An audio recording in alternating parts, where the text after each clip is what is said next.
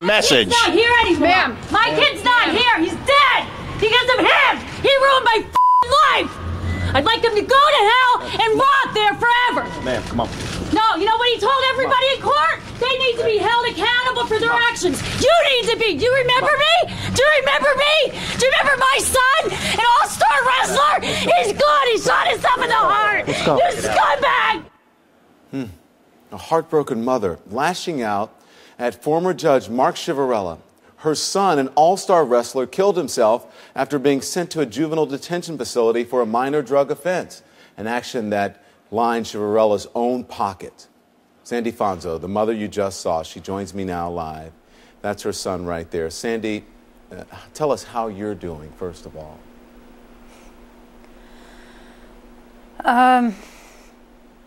I don't know. I'm just trying to put one foot in front of the other every day. I'm just trying to just keep myself together, and I don't know.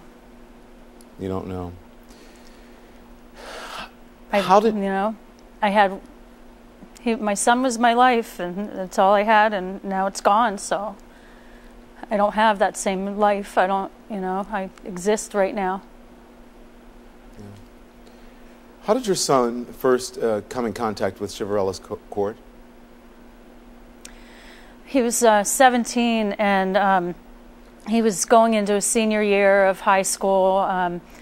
Like I said, he was an all-star wrestler. He was expected that year to take states. He would have been the first one in his high school to have that title, and he would have received a scholarship to anywhere in the country.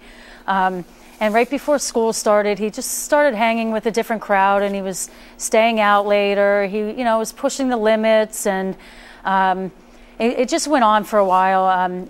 Ed lived just with me. I wasn't with his father, and he just, I don't know, things were just getting a little bit out of control. And when I spoke to his father, he had friends that we actually went to school with in the Wilkes-Barre Police Department. And we knew Ed was at an underage drinking party, so we sent them in just to get him out of there. We wanted to put a scare into him and just get him back on track. And, he just had too much to lose to go down that path. So he was like many teenagers. Most teenagers want to experiment. They try things. They go through the bad years. So he was just dealing with that. So you feel that what this Judge Chivarella did was way too harsh for the offense that you think your son actually did. Right. The paraphernalia thing. My son went away for 6 months for that, and he sent him to, well, first he sat in that juvenile detention center for 30 days, and then came in front of Judge Chivarella, and at that time I had letters and coaches of teachers and coaches, a letter myself.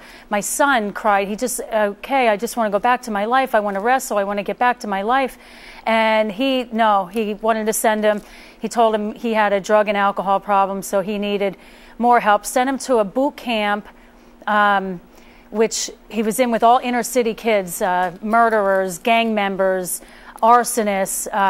And you believe that your son just never really got over this and sort of internalized it, and then he killed himself. No. So listen, that outrage that we're seeing in front of the courthouse, that outrage, that was what, months, years of buildup that you had inside of you? Yes. Yeah, because this snowballed. That time when he went in front of him, it never ended. It snowballed. He ripped my son's spirit. He killed his spirit. He crushed him. He didn't help him. He knew he was wronged. He was so full of resentment and pent up anger, and he was never the same. And it snowballed. It went from one thing to the next. And the only reason I went there yesterday, I was at work. I couldn't go to that trial because I knew I couldn't contain my emotion when I saw that judge. And the only reason I was there is because I heard he was going to be taken by the court marshals and cuffed and taken away right to jail, and that's what I went there to see. And when I got there and learned that that was not the story, that he was going home with his daughter, and I said, none of these kids, and they still wouldn't say, they were trying to say there was still no cash for kids, no remorse. Never did he ever say he was sorry. He still says. Sandy, can I interrupt just for a second and ask? I mean, at this point you said your son was your life, and you don't know how things are right now. Can you ever forgive this judge? No, never. Never. There is no justice. He'll never receive my sentence, what I have to live with every day of my life without my son. He left on that beautiful day yesterday to go back with his family. I have nothing anymore, and he still has nothing. It was all for nothing. It was all for greed and for more and more. He never had enough, and he took everything from me. And I'll never, never forgive him, no.